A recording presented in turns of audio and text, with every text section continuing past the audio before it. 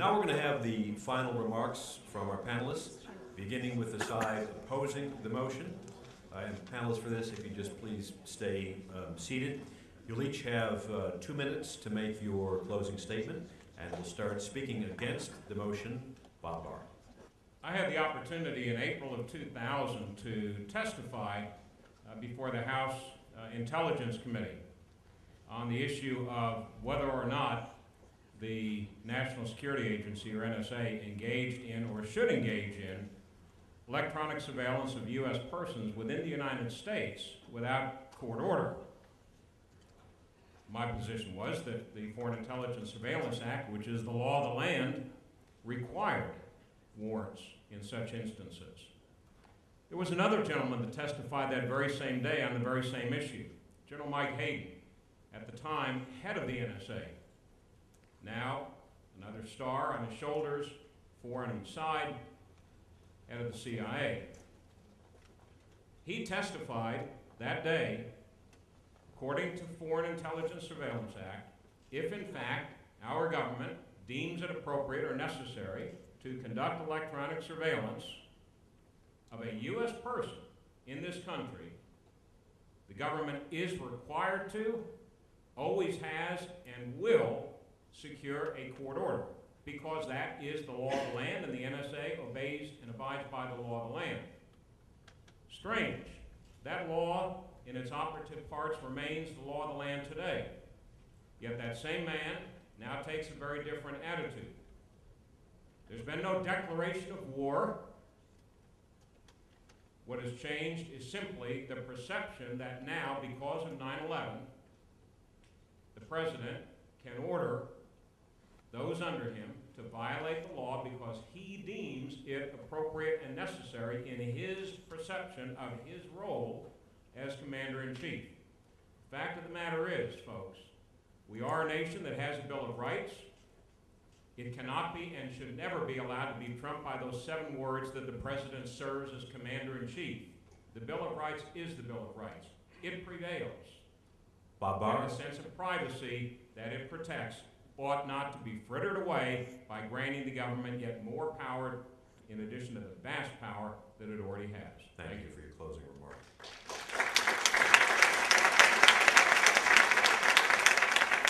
And in his final rebuttal, arguing for the motion, David Frump. I want you to note, as you think about how you're going to vote, both the abstract and the radical character of the arguments of the people on the other side. They're abstract in that they have not given you one example of what you yourselves as individuals ought to be afraid of. What is this tremendous incursion? And I ask you, as you think about this, to think, do I feel less free to speak my mind? Do I feel that there are secrets that are important to me that are more in danger of exposure now than there were before?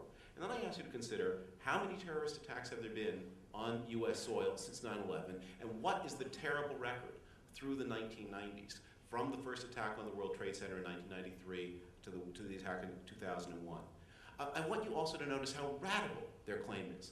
We are not debating that better limitless surveillance, better surveillance at the sole discretion of the president, better lawless surveillance. What we are saying is better the higher level of surveillance that has prevailed since 9/11 than this risk. Better more. Their argument is is not modulated.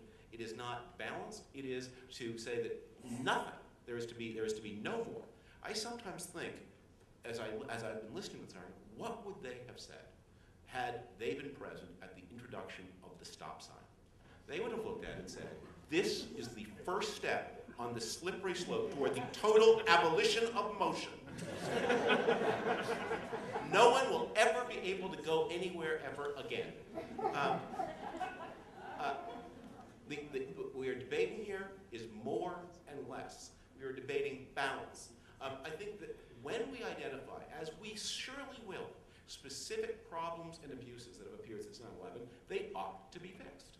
Of course they ought to be fixed, and that is why the original Patriot Act was sunsetted. That is why Congress has oversight powers. Of course those things must be addressed. But we must do this with an understanding of danger. we must ask ourselves, when we look back at that world before 9/11, when people, David. the same agency, were not even allowed to talk to each other about what they knew, is that where we want to return to? David Frum, thank you. And against the motion, Jeffrey Rosen. We don't need lectures on radicalism from the other side.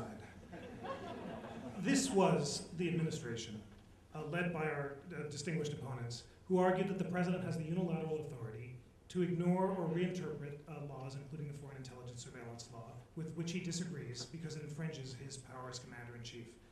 And this is the administration that has indeed used the broad and sweeping new and radical powers that it's been granted, which were a warrant for unreviewed, limitless surveillance by the FBI in ways that had nothing to do with terrorism. They are the radicals. Our position is the traditionally conservative position. We merely want to restore the law as it was before the Patriot Act. We're willing to engage in the kind of sensible compromises that came out in the debates. We're not compromising at all in this regard, but we want to avoid a transformation in American liberties from which the country might never recover. David Frum asked for a specific example. I'm happy to provide one and to close with one, and that's the example of Britain. Britain, the cradle of Western democracy, was the country that wired itself up in the 1990s with so many surveillance cameras that it now resembles the threat of the set of The Truman Show. This was defended as a way of stopping IRA terrorism, but the cameras are now used for very different purposes. They're used to charge a car tax for every car that comes into the city, and recently we learned microphones have been set up in city centers to have ominous voices warning people when they're getting drunk in public. I experienced a society that had microphones and surveillance cameras, and that was in Warsaw in 1988, right before the fall of the Berlin Wall. And the British public is indifferent to statistics showing that there is no connection between the spread of the cameras and the decline or prevention of violent crime or terrorism. So these things are indeed small incursions, and even free societies can transform themselves incrementally in ways whose effects are only beginning to be understood.